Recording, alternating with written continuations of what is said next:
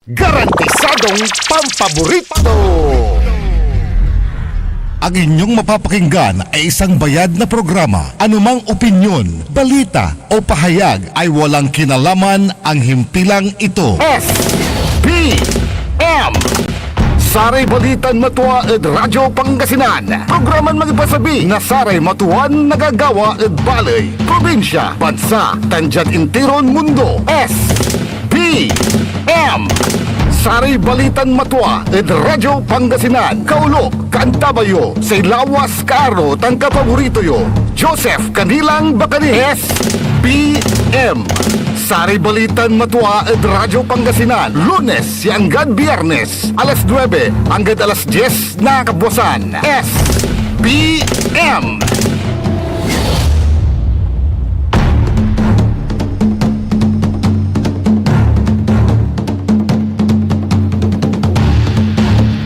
Ang betul tan mayam-yam yakabuasan na Martes Pangasinan Dagupan. Wadjala Saray Balitan Matuwa. SBM say kabusol na Saray MBTF managbalitay tila tan fake news. Siyempre, singagandat ng dati, mga kapaborito na kaulop na nakanta, bayo lalamat, so lawas yun kaaro, kapaborito yo, Joseph Kanilang Bakani, JCB. Jad technical side, kanta ba ito si Mr. E&D, Engineer Nixon Dakal. Ayagi, san lasusla agagik ya masulok, San lasos la yung masulok sa presyo na say diesel at sayan agaw. Untan, so say presyo tolanatan tanatatong tanagagik na niman sa dalanan ko 100 pigaraman 10 pesos. So presyo na diesel natan at sayan kabosan, sayan agaw. Say aram may gasolina, man babatikad 87 plus. Bang labat may favorite ko. Favorite ko panagpaggasolinaan. At si katunisang kaabubaan. At sarayan kaplusan. Uyla ko mo niya aga na upot so sa may sustento da. Uyla ko mo niya aga na upot may reserva da. Tapyan jaruntan at wala ni so sa may naasul tayura. Naalatira at atong tanagagik ya amay gasolina wala ni nasaliw tayo. Krudo. At sikara. Sikatulabat latan sa piyo gagap tayo tatang tanagagik ya kumun. Pidasal tayo kumun. Agano patan sa reserva da. Tapyan jaruntan at ang gamanuntan tuloy-tuloy ni. Tuloy-tuloy ni so batik na bilay. Yakwan tayo lang tayo. Agawang tanatatan tanagagik. Haya si tatag na presyo na sa rekrudo. Antayo mantutumbukal natan ni walay balita sa ngasang ya posibleng untagibot na. So presyo na say belas. Posibleng untagibot la so presyo na say belas agagi. Kanya makapagpagalaya, mga kapaborito, tan sigurado dakel so unay-ay. Unay-ay at saray manuntumbok ki agaw. Ya pati sa rin negosyante singa di tanad bali na binmalay. Wala rin makakasabit siya katatang tanagagik ya untan layoy na pigararan negosyante ditan. Tauntan laso binayaran dan buwis. Untan laso binayaran dan buwis. At singa umbulan dani na linawa tatang tanagagik. At hanggang labat laso sa may singa moratorium kwanda or consideration for their benefit at ating tanagagi. Moratorium or consideration yakumon may walay extension na sa may deadline. Tapyan jaruntan makaiwas mat iraad penalty. Tas ay problema damat aliwan aming matlanti yung negosyo at untan la so pakakalmo da aguntan. Wala may agaw ya maksil, wala mo may agaw ya ngangali agaong galaw. So investment data atin tanagagik. So aliwan pari-pariha so agaw lante. Kanyan say kwanda maong labatlad arom ni balay kwanda ta walay konsiderasyon dad sa renegosyante sa re-investor si wad madbalida wala re arom ni balay sa gawon da in-extend da may deadline just to avoid paying penalties. Ta siyempre balog lamay bayaran mo bis insan lamat makaarom may penalty very painful la at bulsa gawon tanatatang tanagagig. Very painful la kanyan sa kwanda iraraya so negosyante ditan kumon wala labalay moratorium extending the deadline para hindi na kami madagdagan pa ng penalty sa babayaran naming buwis. But of course that is duty and that is their duty and responsibility. Yaman bayar na tax sa gaunta na tatang tragag magbabayad ng buwis sa bayan. Kasi sabi nga natin taxation is the lifeblood. Nasa kaya LGU, agaw tanatatin tanagagig, sikatutan sa panbibilayan to. Without which, agaw na lagi so sa kaya LGU. Akin, ang gapi pangalanti kwarta, ang gapi source na income to. The only source of income na sa LGU, at jad manlapot sa rebuwis na sa totoo, agaw tan. And the same matter, kung tama, tadban sa tayo, gobyerno tayo, jadban sa tayong Pilipinas, agaw tanatatin tanagagig. Kanyan, walad si kara duty daw sa mga mabayar na buwis. Katulang tiyatatong tanagagig, kumon, wala mat sa konsiderasyon. Na gobyerno, saray managbayar na buwis at saray taxpayers. Yan o niyari kumon, dandari moratorium, dandari extension, tapos laraman bayar na penalty, takawaan matla. Iman so penalty, ya bayaran data itong tanagagik agontan. Ninang nangan tayo yay, under the principles of taxation in the Philippines, while taxation is an inherent sovereign power of the state, legislative in character, used to raise revenue for public purposes, redistribute wealth, and regulate activities, agontan natatang tanagagik, pero itong taxation is governed by the 1987 Constitution and the National Internal Revenue adhering to principles of uniformity, equity, and progressive taxation. So ano yung mga ibig sabihin po niyan? Ito po yung mga key principles po na nandyan po sa taxation. Una, fiscal adequacy. Tax revenues must be sufficient to meet government expenditures. Kaya nangungulikta ng tax ang gobyerno para may pampasweldo, unang-una sa lahat sa mga tao na nagtatrabaho sa gobyerno. Guntan. Secondly, para sa mga operations ng gobyerno in maintaining peace and order and for other public service purposes. Equality, theoretical justice.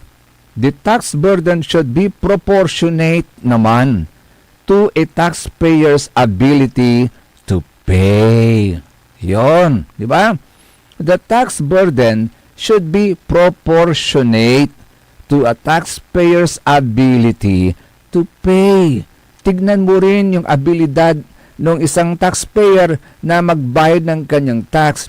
Kasi if it is kwan naman, yung tawag nito, nakakasuffocate naman sa kanya, makapatikil, kaskasan mo may taxpayer. And in the long run, if you will do that, ang ganani, ang kapulay bayar to, ang kapulay pakayari to ng bayar na tax, so what will happen? Suprema natalo. Di siyempre may LGU. Ang kapulay na alat yung tax, ang kapulay bayar ta, agaon tanataten tanagagi. So, sama lang sa principle ya, do not kill the goose that lays the golden egg. Kaya dapat proportionate to a taxpayer's ability to pay. Sa kini, on the administrative feasibility, antigabay itong ibagatan, tax laws must be convenient. Convenient. May agaragamang pairap. Aga na irapan dire totoo yaman bayar. It must be convenient for them to pay. Tapos, it is just, and easy to administer. Ha? Oh, yun. Isa pang prinsipyo yan ng taxation sa atin dito sa Pilipinas. The tax laws must be convenient, just, and easy to administer. That these taxes must be levied for public use, not for private, individual gain. Ha? Not for private, individual gain. Oh. Sa kini, sumpalantiya, so sa may principles of taxation, uniformity and equity. Taxes must be uniform. Yasay gabay ton ibagatan na tatong tanagagi, all taxable items in the same class are taxed at the same rate. Oh. Namnaman bilang sa negosyo to ng taxpayer A at merchandising at si katuyay sisingilan mo yung amount at si kato aman niya amount ya sisingilan mo si taxpayer A ya sa kaya sa negosyo to at merchandising no si taxpayer B at merchandising mo so negosyo to man mat nan tumisingil mo at kinang taxpayer A man mat so singilan mo at si taxpayer B. Uniformity. Gawin tanatatong tanagagi. Progressivity. The tax rate increases as the tax base or income increases. No non-increase may tax to, business to, bimalag, siyempre ang balag mo may bayaran ton tax. Pero no limag sabmat, siyempre, no limag dapat unlag sabmat may bayaran ton tax. Digaon tanatatong tanagagi.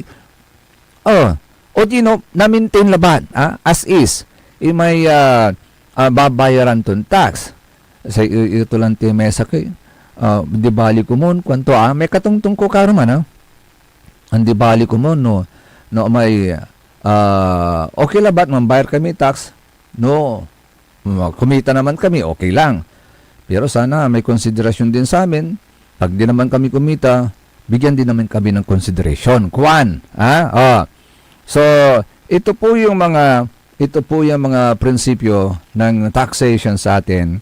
Sana, yun ang sinasabi nila sa atin, dapat it should be proportionate to the taxpayer's ability to pay. It must be convenient, just, and easy to administer. Just and easy, convenient, just and easy to administer. Sa kondalalaingan ng karuman. Dan pitungtung tayo sa kondalalaingan. Mauninan saman kwan. Mauninan saman kwan da. Ta walay konsiderasyon at sikara. Ya makakaengas ira na daisat at saratay anapan da. Anong saman? Nanunutan ko lang ti wala man lang ti so paliwawat tutan. Ng former mayor Sammy Rosario sa ikwanto ng saman singil nila because kanupugan siyempre maninegosyo ra kanupugan labat ya singil nila but sana pero sa gagawin ng saman just good enough so just good enough following the principle of administrative feasibility that tax laws must be convenient, just, and easy to administer. So just fair enough. Fair enough para sa bayan and fair enough para din sa ating mga taxpayers. Yun ang kanyang prinsipyo noon. Na former Mayor Sammy Rosario, ni Tanad Bali na Binmali, kaya aramay negosyantin saman, happy. Happy. Tas ibalitak natan, ang gano'ng mulmulagya talipa pa, ay singilan da kani pati building permit amo. Tuatan. Mulmalagat tali pa, mga laniray, building permit damat kalamor. Kanyan sekonda, sekonda tatong tanagay sana wag nilang patayin. Do not kill the goose that lays the golden egg. Kano pinatimutan, pangalan mo'y golden egg mo, pangalan mo inuloy, ya gold, ang pula, ang mo lepan sustunim, agaw na tatong tanagagig.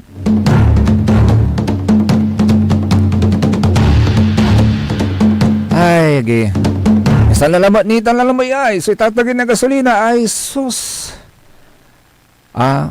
Panon tula kasi, so pananap bilay tayo saya, kwan, nasaray negosyante. Ay, siya nga pala, happy birthday in heaven po, kay Madam Grace Rosario Caruman. Wala may abasak kid, may impose dadkin. Wala may abasak kid po sa tatang tanagagig. Basan ko labat, tanong nung ko may impose na dyan to sa may account ng former Mayor Sammy Rosario, may Sam Rosario. Antayo man, natatong tanagagig sa ikonto, Life After Politics. A quiet visit to my love at the Garden Columbari, remembering the memories, the laughter, and the years we shared. I love you forever, ma. Kwanto? Lover boy mat manaya si Mayor Samay. Nang iyo, I love you forever, ma. Kwanto? Kaya ritutan, yung bisita da, at the Garden Columbari, yawadman, so sa may remains ng former Mayora, si Madam dating First Lady, na bali na binmali, gontan, Madam Grace Rosario. Remembering the memories, the laughter, and the years we shared. Grabe yan to, Afterward, kaya ritutan, nagkaroon sila ng dinner with the children, with the siblings sa tating tanagagig. So, happy birthday in heaven po kay Madam Grace Rosario. Ang better half ni former Mayor Sammy Rosario na namayapan na rin po. Ano ha?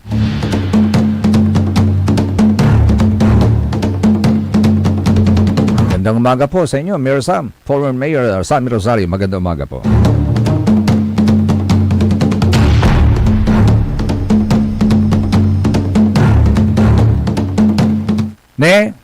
Manggugulura ko no, hindi, aliwan ang manggugulo.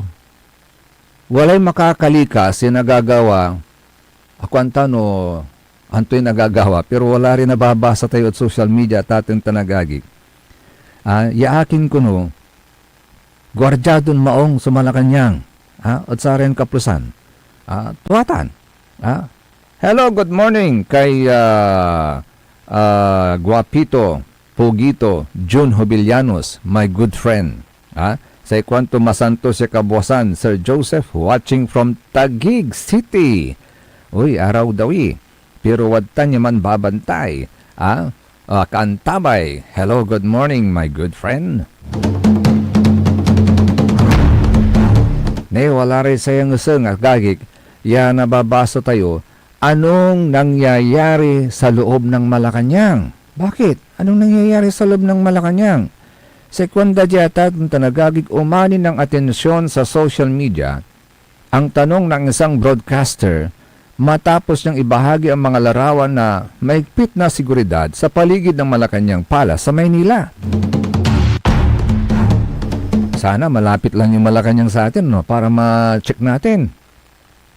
Pero sabi nila, makikita sa mga larawang ibinahagi anang broadcaster nito ang paglalagay ng razor wire barriers, pagpuposisyon ng mga pulis at ang pagsasara ng ilang pangunahing kalsada patungo sa Malacanang Complex. Why? Why? Apay akin, bakit? So ang tanong nitong broadcaster nito, anong nangyayari sa loob ng palasyo ng Malacanang? Bakit biglang ipinag-utos ang marubdob na alerto sa paligid simula pa kagabi hanggang sa mga oras na ito? What is happening nga ba?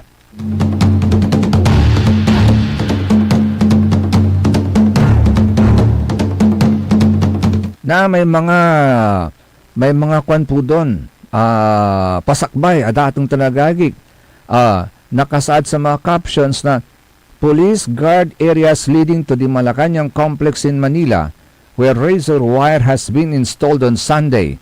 Binabantayan ng pulisya mga lugar papasok sa Malacanang complex sa Maynila kung saan naglagay ng razor wire nitong linggo. Oh, Tuesday na ngayon. May heightened alert ba ngayon? Pero ang tinatatong tanagagi kat saya so nagagawalan te. Pati si Mr. Tulfo niyo. Sa kwantot, my Tweety Bird says, Malacanang is on now full alert. Oh. Why? Kwanto, duaran broadcaster laya, yamang ibabaga. Akin at naka-heighten security ang Malacanang ngayon. Pero sa ngayon, wala pang opisyal na detalyadong paliwanag mula sa mga otoridad kung ano ang eksaktong dahilan ng naturang paglalagay ng karagdagang security measures sa paligid ng Malacanang. Bakit kaya? Pero walay mensahe ito ng PBBM at Secretary Ataton Tanagagi na sa kwanto iginiit ni Presidente Bongbong Marcos na hindi pababayaan ng kanyang gobyerno ang mga apektado ng pagtaas ng presyo ng langis. Binahagi ng Pangulo sa isang video statement ang ilang hakbang tulad ng pagbibigay ng cash relief and tricycle. Ay, nandyan na naman po tayo sa cash relief. Relief lang po yan. Sana mabigyan naman ng permanent. Kasi yung solution ang kailangan natin, hindi relief. Kasi hindi pa natin alam kung hanggang kailan at hanggang kapigan so ibayag tuyay. So gira dita no dira natatong tanagakik agtimot anta no kapigan so ibayag tuyay itatagin ng presyo na krudo agontan. Siyempre, yung mga tricycle, yung mga jeepney drivers at mga TNVS drivers, aaray din yan. That is not good enough. That is not good enough. Araw-araw po yan na nabubuhay. Araw-araw po yan na kumakain. Bukod pa sa mga other expenses po nila, tulad ng pagpapaaral ng mga bata. Yung araw-araw na expenses din ng mga bata papasok sa school. So yung cash relief na yan, it will not be good enough. So ang kailangan natin, solusyon. Yung mga fuel subsidy na yan, it will not be good enough. Kailangan natin solusyon. Agauntan mga kapaborito. Gamontan, doon pa. So mensahe ng Presidente BBM at Dasaya sa krisis na nalilik na tayo natan. Nitong nakaraang linggo, sinimulan na natin ang itatag ng hakbang upang mabawasan ang impact ng pagtaas ng presyo ng langis bunga sa kaguluhan sa gitna ng silangan. Una, upang masiguro na tuloy-tuloy ang operasyon ng sektor ng transportasyon, bukas, March 17, ipapamahagi ng DSWD ang 5,000 pesos na cash relief assistance sa 139,000 na tricycle drivers sa 17 LGU sa Metro Manila. At isusunod na ng DSWD ang pamamahagi sa mga tricycle driver naman sa labas ng Metro Manila. Sa mga susunod na araw, ang mga jeepney at TNVS driver ay makakatanggap naman ng 5,000 pesos na cash relief assistance. At sa huling linggo ng Marso, ilalabas na ng DOTR ang fuel subsidy. Maliban dito, na-certify ko na bilang urgent ang dalawang panukalang batas na magbabawas sa excise tax sa petrolyo at mag-aamyenda sa Biofuels Act upang magamit natin ang mas murang bioethanol. Tuloy-tuloy din ang pagpapatupad ng Love Bus Program. Makakatulong po ito para makatipid sa pamasahe at gasolina ng taong bayan. Kaya't gamitin po ninyo ang libreng sakay sa Metro Cebu, Metro Davao at Metro Manila. Pangalawa, kailangan matiyak na may sapat na supply ng pagkain. Upang matulungan ang mga magsasaka at mangingisda, ipagpapatuloy ng DA, ng Department of Agriculture, ang pamimigay ng 3,000 pesos na fuel subsidy sa ating mga magsasaka. Mahigit 26,000 magsasaka ang mabibigyan nito. Para naman po sa mga mangingisda, ang BIFAR ay magbibigay sa Huwebes, March 19, ng 3,000 pesos na fuel subsidy sa higit na 26,000 mangingisda. Sisikapin din ng Department of Agriculture na ipamahagi sa Abril sa bawat magsasaka at mangingisda ang lagpas 2,000 pisong tulong mula sa Presidential Assistance for Farmers and Fisherfolk Program. Magagamit po ito ng mga magsasaka sa kanilang hanap buhay. Sinimulan na nitong Pebrero ang implementasyon ng Local Government Support Fund, yung LGSF. Sa mga nabigyan na, maaari na pong gamitin ang halagang ito upang bumili ng bigas sa ating mga magsasaka at ipamahagi sa kanilang mga komunidad. Muli, nananawagan ako sa ating mga local government unit na siguruhin wala ng pass-through fee na sisingilin. Nakarating sa akin na may ilang pang mga barangay na naniningil pa rito sa bawat sako ng palay at sasakyan.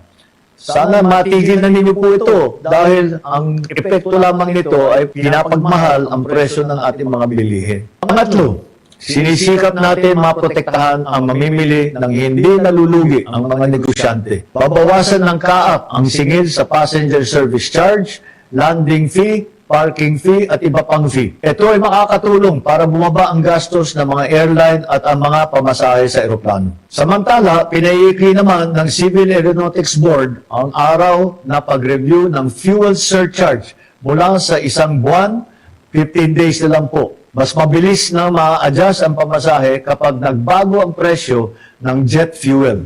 Ibig sabihin, kapag tumaas ang presyo ng jet fuel, mas kontrolado ang pagtaas ng airfare. At kapag bumaba naman ang presyo ng jet fuel, mas mabilis ding bababa ang pamasahe. Sa lahat ng ahensya ng pamahalaan, repasuhin ang mga patakaran ukol sa lisensya, permit, clearance, certification. Tignan ninyo kung alin dito ang pwede munang suspindihin o di kaya ay babaan ang mga sigil upang makabawas sa mga iniintindi ng taong bayan. Ikahuli, tinututukan din natin ang kapakanan ng mga kabataang Pilipino. Gumagawa tayo ng mga hakbang upang hindi makadagdag sa bigat sa bulsa ang pag-aaral. Bawal pa rin ang mga bayarin o kontribusyon na sisingilin sa mga mag-aaral sa mga pampublikong paaralan, lalo na ngayong panahon ng graduation. Sa March 25 naman, magsisimula ang serbisyo fair ng DepEd. Dito, ang mga ahensya ng gobyerno at mga employer ang pupunta sa eskwelahan upang makapag-apply ng trabaho ang mga high school student at graduate natin. Mas madali nang makakakuha ng clearance, hindi pa gagastos ng malaki sa pamasahe. Mga kababayan, ngayon, higit kailanman, kailangan natin ang pagtutulungan ng bawat isa. Walang iwanan, walang may iwan sa pagharap natin sa hamong ito. Asahan ninyo ang patuloy namin paggawa ng mga hakbang upang maibsan ang mabigat na epekto ng kaganapan sa gitnang silangan sa taong bayan. Naway manatili ang ating tiwala sa isa't isa at ang pananampalataya na malagpasan din natin ang mga pagsubok. Dalangin natin ang kapayapaan at kaligtasan ng lahat. Marami pong salamat. Si katutan at atin talagagig sa mensahe ng Presidente Bongbong Marcos Jr. Untuloy sa saray Balitan Matwa, SBM sa ikabusol na saray MBTF. Managbalitay tilatan fake news kaya rin inasarin pakabatan pa imano malalapanin saray manangan tabay. Ang puta-putang Iren Balita. Huwag niyo kong subukan. I am sorry. Kung walang kurap, walang mahirap. My God, I hate drugs. Hiya naman kayo sa inyong kapwa Pilipino. Ang puta-putang Iren Sunata. Dame un Son ang puta-putang Iren Impormasyon. Aya sa #1 pop music station. DWJE 88.1 FM. Radyo Pangasinan. favorito. Want to escape the hustle and bustle of city life? Look no further than the River Palm Hotel and Resort, your premier destination for affordable luxury in Pangasinan. Nestled in the heart of Barangay Banyaga, Bugalyon, our hotel is surrounded by the breathtaking beauty of the Agno River. Our haven for comfort embodies the essence of Southeast Asian hospitality. Whether you're seeking a romantic getaway, a family vacation, or just a peaceful retreat, the River Palm Hotel and Resort is the perfect choice. So what are you waiting for? Book a tranquil experience where unforgettable memories are waiting to be made. For reservations and more information, visit our Facebook page, River Palm Hotel and Resort. Your home by the river, awaits you. Ngayong 2025 ay ang ika-100 taon ng pagbibigay serbisyong pangkalusugan ng Region 1 Medical Center bilang isa ng 1,500-bed capacity na ospital. Mas marami pa ang mapapagaling at buhay na madudugtungan ng ospital di lamang sa Pangasinan kundi sa buong Northern Luzon sa tulong ng 12 accredited residency training programs at 13 active specialty centers nito: Cancer Center, Dermatology Center, Eye Center, Heart Center, Toxicology Center, Burn Care Unit, Center for Mental Health, Acute Stroke Unit, Geriatric Center, Infectious Disease Center, Kidney Transplant Unit, Lung Center at Trauma Center. Patuloy na mangunguna ang R1MC sa pagpapaigting at pagpapaibayo ng dekalidad na healthcare delivery hanggang sa susunod na siglo. 100 years of healing, compassion, and service. Region 1 Medical Center, ang inyong partner sa kalusugan. Region 1, number 1. Asahan po ninyo ang dekalidad na serbisyo sa Region 1 Medical Center at ng Department of Health. Ito po ang inyong lingkod, Dr. Joseph Roland O. Mejia, ang inyong Centennial Medical Center Chief ng R1 MC. Sa bagong Pilipinas, bawat buhay mahalaga. Hindi ba napapansin ang inyong negosyo, mga kapaborito? Abay, magpa-advertise ka na dito sa DWJE 88.1 FM Radyo Pangasinan. We are located at the 3rd floor of Jumel Building, A.B. Fernandez East, Tagupan City. Or you may contact us at 0968-444-4290 or 0956-168-4908. O bueno, mga kapaborito, magpa-advertise na! Popular sa balita! Taluran ka tao, naaktuan yaman na susugal, inaristo. Nung ginawa miya duga sa trabaho, tan talagan na iya at malet, no problem. Construction of flood control, Lagasit River, Balongaw, Santa Maria, 47 million. Hindi pa nga nabubura sa kaisipan ng taong bayan yung mga ill-gotten wealth na yan eh. No. Diba? At popular sa musika!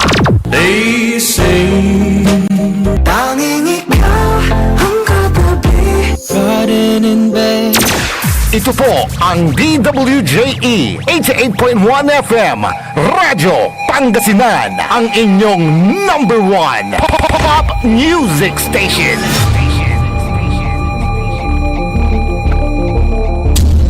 Diyan Pangasinan, walay saksa kaya radio station ya iiyag na saray Pangasinense. Diyan Asinggan, Paborito. Malunga, Paborito. Natividad, Paborito. Rosales, Paborito, San Manuel, Paborito. San Nicolas, Paborito. San Quintin, Paborito, Santa Maria, Paborito. Nandiyan tayo. Paborito. Aya, so 88.1 Radyo Pangasinan. Paborito ng kabataan at matatanda. Paboritong pakinggan sa bus, tricycle, jeep at mga opisina. Paborito mo, paborito ko, paborito natin lahat. DWJE 88.1 FM Radyo Pangasinan. DWJE 88.1 FM Radyo Pangasinan.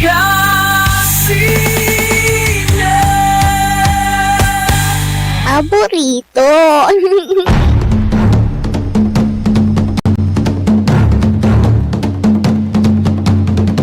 Tuloy-tuloy sa Saray Balitan Matwa, SBM sa ikabusol na Saray MBTF managbalitay tila tan fake news. Siyempre kalaptan kantabay ni Isay lawas yun kaaro, lawas yun kapaborito Joseph Kanilang Bakani, JCB. Walay nan-react dyan tatong tanagagik sa kwanto dyan, dapat maging business friendly din sila, kwan. Tuwa mat, ang tuwa, tatong tanagagik, may point din siya kasi sabi ko nga, in other LGUs, talagang gumagawa sila ng measures to attract more investors. to have more mga negosyante na magpuputat ng kanilang mga negosyo sa kanilang bayan. Kasi the more na maraming magninegosyo o negosyante o mag-i-invest sa kanilang bayan, the more na marami silang makukuliktang taxes agaw tanatatong tanakagi. Siyempre, lalaki rin yung kanilang collection ng tax dahil maraming pumapasok. In the same manner, yan po yung tinatawag nilang shooting two birds with one stone. No ha? Pag maraming pumupuntang negosyante, nag-i-invest ang kanilang pera sa isang bayan, isa pong magandang implication din po niyan, bukod sa tax na may bibigay po niyan sa LGU, singadita bali na binmali, agawin tanatatin tanagagig, magpo-provide din po ito ng employment opportunity exclusively para sa mga taga dyan sa lugar na yan. Kasi siyempre yung negosyante, hindi na kukuha ng mga empleyado mula sa ibang lugar because that is already too taxing at atong tanagagamtan. Ay, biruin mo, mampamasahin ni, mambiyahin ni, no nagunin, na-late ni yung loob. Di mo lamay isip pangalan mo trabahador mo, di man bismut sa man nga lugar, taasing singer la, gauntan. So it provides employment opportunity. So bali-bali, dapat nga ganun lagi ang thinking ng ating mga LGUs, pero los benos, sa pensionuntan, mas makingganyo ni nasara may negosyante, na the same time, makapangitor kayo na trabaho at saray kalugaran nyo. Yan agunuyan mat araman niya trabador, mambayar mat iretax na ani. Nagauntan, income tax return. Nagauntan. Yung na nato ng National Treasury, dyan sa may national kabuuan ng National Treasury, meron ding share ang mga LGU. Agauntan. So, dapat ganun. Hindi tayo masyadong mahigpit. Kung ano yung batas, yung ng batas. Of course, we'll always implement the law, pero dapat may consideration. Yung convenience ng ating mga taxpayers din, bigyan din natin ng consideration. Gauntan,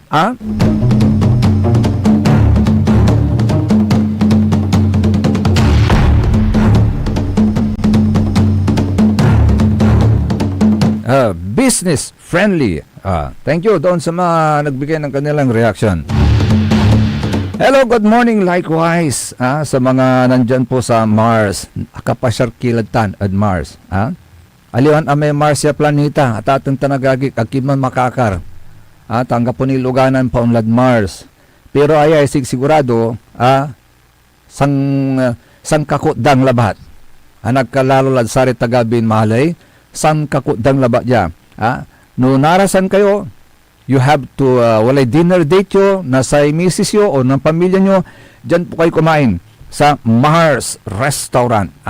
Sa Mars Restaurant na matatagpuan po sa Rufinas Square, Binmali, Pangasinan, just along the highway near Dagupan City. Try their baby back ribs, mga beef and pork steaks, beef and pork steaks, New York strips, chicken teriyaki, mix, yung pong mga beef innards po yan, laman loob, chicharon bulaklak, perfect for pulutan, aligi and Spanish sardines, pasta, and their bunch of sandwiches. Wala ni giveaways na ditan. May turo niya ang kukulag ya cute. Ay, mananam. Giveaways na po yan. Kita niyo yan. Kaya kung gusto niyo magandang dinner at maganda rin yung place, dyan po kayo kumain sa Mars Restaurant. Sa Mars Restaurant, open from 5 p.m. till 12 a.m. Alas 5 nga ram yang gad, alas 12 kabosan. A perfect venue for a dinner date. Mars Restaurant sa Rufinas Square, Binmali, Pangasinan. Come hungry, live happy. Yan. Say goodbye to ni Bagat Pangasinan. Nulim magkitan at narasan kayo, unalis kayo naknaksel yung malikalikad. So good morning sa mga nandyan sa Mars Restaurant sa Rufinas Square. Walamat sa mensahe natin at atong tanagagi ng US President Donald Trump. Walay mensahe to agagik ng US President Donald Trump. Ito sa may latest na report to, dangalanti pa agagik. So report ng US President Donald Trump at saya so bakalya nagagawa ditan at bansan Iran. Ladies and gentlemen, the situation in the Middle East is developing quickly and we are paying very close attention. The United States has advised all American citizens to leave Iraq immediately. Their safety is our top priority, and we will always act fast to protect our people. Now I want to speak directly to Mojtaba Khamenei. We are hearing the rhetoric, we are seeing the movements in the region, especially around the Strait of Hormuz. Let me make something absolutely clear. That passage is critical for the entire world economy. Millions of barrels of oil pass through it every single day, and no country has the right to threaten it. I have already called on our allies, including the UK and other partners, to join us in protecting that route. The world benefits from it, so the world must help defend it. And Mojtaba, if you believe intimidation or threats will scare the United States or our allies, you are completely wrong. America stands strong, and we will defend international waters and global trade. We want stability. We want peace, but we will never allow anyone to disrupt the safety of the world's most important shipping lane. So the message tonight is very simple. Stop the threats, lower the tensions, and choose peace, because the United States is fully prepared to protect its interests and its allies. Si katutan agagik, so mensahe to ng US President Donald Trump. Papaalisan tulara may US citizen demand at Iraq. Actually, niya so update tayo, latest updates. At sa nagagawa natin dito niya bakal. According to reports, Israel is running critically low on ballistic missile interceptors. Singa na nauputan lara. Paano na niya dala na sa po iraratay missiles, papatikyaban nasa Iran. And this is the most alarming military development of the war so far. Kanda. Kanya siguro sa ikwanto ng US President Donald Trump o kalkila ditan at Middle East. Kwanto. US officials confirm to Semaphore that Israel informed Washington this week it is running critically low on the interceptors that shoot down Iran's ballistic missiles. Israel entered this war already depleted. They fired heavily during last summer's 12-day conflict with Iran. And Iran just made it worse by adding cluster munitions to its missiles, which scattered dozens of submunitions. Israel has to fire multiple interceptors per attack instead of one. So, sa ikwanda ni Agagik, Israel's government held an emergency late-night vote and immediately approved an additional $826 million in emergency defense procurement. The IDF confirmed it has thousands of targets remaining and is planning at least 3 more weeks of its campaign. 3 more weeks minimum from the people executing the mission. That is the most honest timeline we have, Kwanda.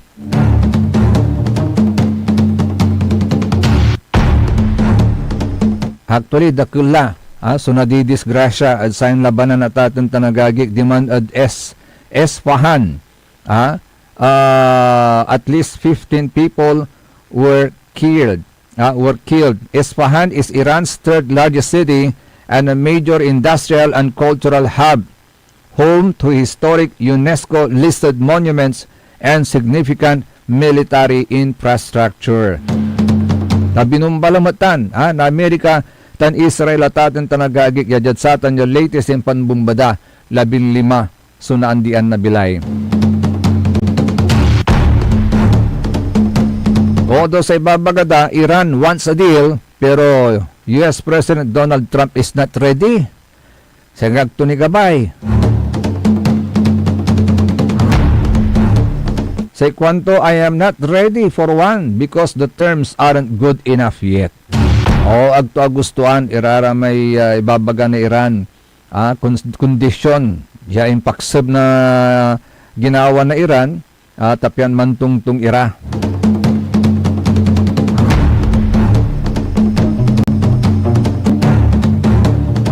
Kanya no nanauputan lagi delikado Israel at saya. Sa kini development at ating tanagagik, the Pope personally called for a ceasefire by name addressing those who started the war. Pope Leo XIV made his strongest statement yet on day 16.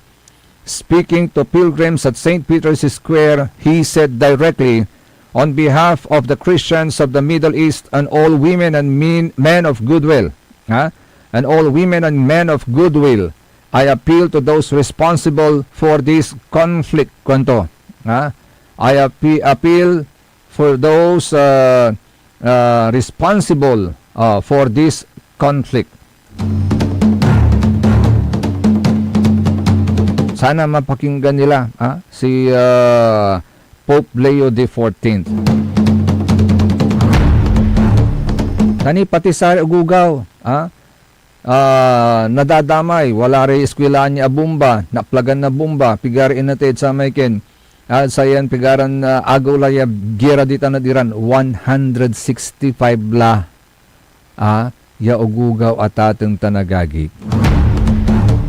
Karakula, karakula. Ya sabi nila sana matapos-tapos na. So ito yung tatandaan natin on day 16, Israel is running low on interceptors and approving emergency funds at midnight. Thousands of targets still remaining, says Israel. Isfahan was struck. Dubai airport shut down. The Pope demanding a ceasefire. Ship traffic through Hormuz in single digits. The UAE intercepting 1,900 missiles and drones. Indian students losing their exams, and oil at $105 per barrel. Ni jalabatad si katayo jat Pangasinan. Wala ang ipositan pigaralay diesel 101 pesos agagik. 101 pesos. Sa may premium 82 pesos and 20 centavos. May unleaded 81 pesos and 20 centavos.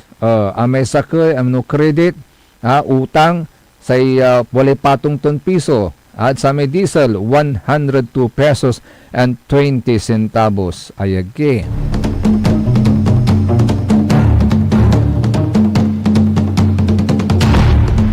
Kanya na may babaganan ken, Presidente BBM, yung mga itar na ma-provide na trabaho, singa alanganin at atong tanagagig. Ni, dyan sa programa labat lang na gobyerno ya K-12.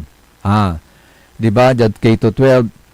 At sa purpose tutan, naman bilang agira makapan kolehiyo, at least, walalay skills da, na-acquire da, panaral da, saragdali makapan trabaho, agantan. On the other hand, this is the reality ballot, at atong tanagagig.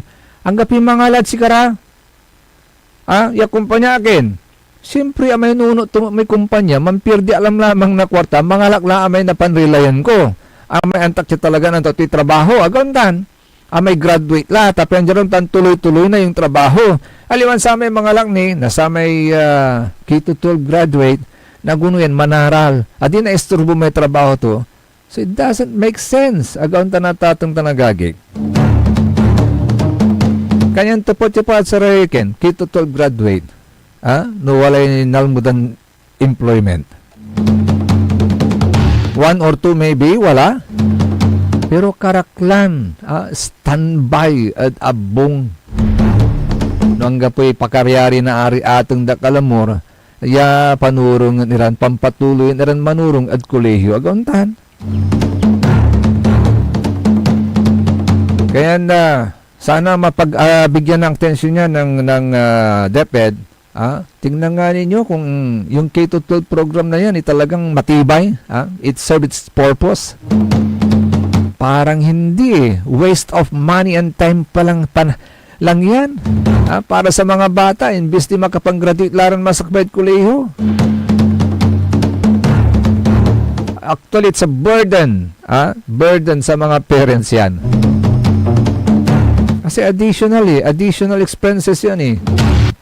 Nakalalo na natin. Agauntan na natin talaga. Sana mabigyan ng atensyon yan ng DepEd.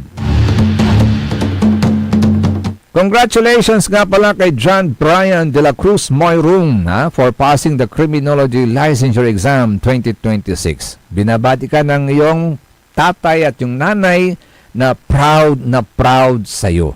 Congratulations John Brian de la Cruz Moyrung. Daho! Agi, walay asingod tayon balita agagi. Daho. Sa Kuya Beauty Queen, talagang magana mo sa Kuya Beauty Queen,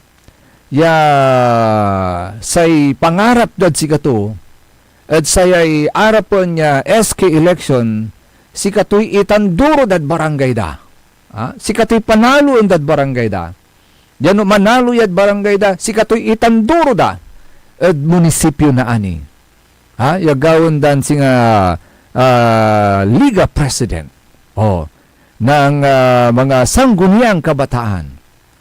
Si Katoso ipupush data itong tanagagig because allegedly there is a high official behind her back. Behind her. Ganon.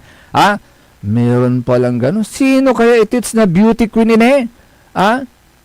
Isang beauty queen. Itatanduro dan gaon dan magmaliya SK President. At say nasabing election at November 2. Because of this Papa. Say pamilya tutan ko no. Amay nanay to akapan chairman nasa kuy okasyon at sa kuy baloy. Tuatan. Ay aging maksil si beauty queen. Iba talaga ang dating ng beauty, ano?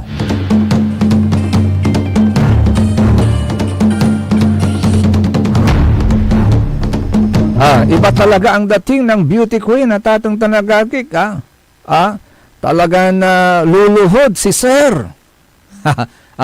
Mapapaluhod niya si sir. Kahit hindi dapat siyang lumuhod, mapapaluhod si sir. Oy, sir,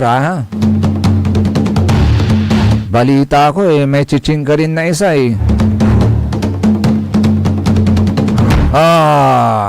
mahilig si sir sa beauty queen.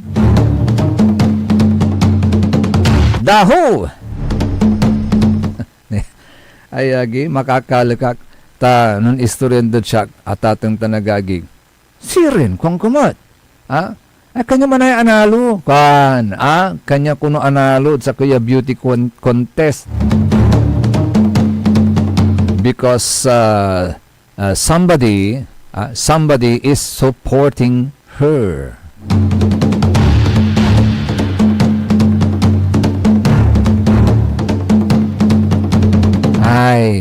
Pag-ibig na makapangyarihan, hahamaking lahat, masunod ka lamang.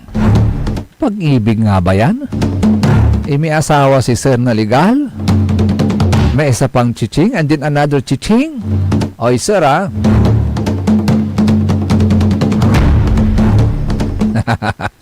Agi, iba talaga ang dating mo sir.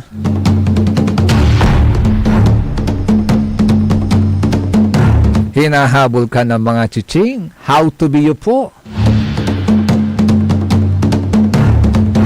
Yan pong ating daho with Miss Beauty Queen. Malapit lang po yan. Malapit lang po. Bueno, sikaratan susaray balitan matwa. SBM. Sa ikabusol, nasaray MBTF, managbalitay tila tan fake news. Akalo pa kantabe lang ula, sa lawas yun karo, lawas yun kapaborito, JCB, Joseph Kanilang Bakani. Tanjad technical side, akaantabe tayo si Mr. E&D, Engineer Nixon Dakal. Antabi ang susunod kaagad ang number 1 ni kapaborito Joey Baby. Dito lamang mga kapaborito sa number 1 Pop News 6 Station ng lalawigan ng Pangasinan, DWJE 88.1 FM Radyo Pangasinan paborito. Ang inyong napakinggan ay isang bayad na programa. Anumang opinyon, balita o pahayag ay walang kinalaman ang himpilang ito. S-P-M Saray Balitan Matwa ed Radyo Pangasinan. Programan magipasabi na Saray Matuan nagagawa ed balay. Probinsya, bansa, tandyan intiron mundo. S-P-M Saray Balitan Matwa ed Radyo Pangasinan. Kaulo, Kantabayo, sa Lawas,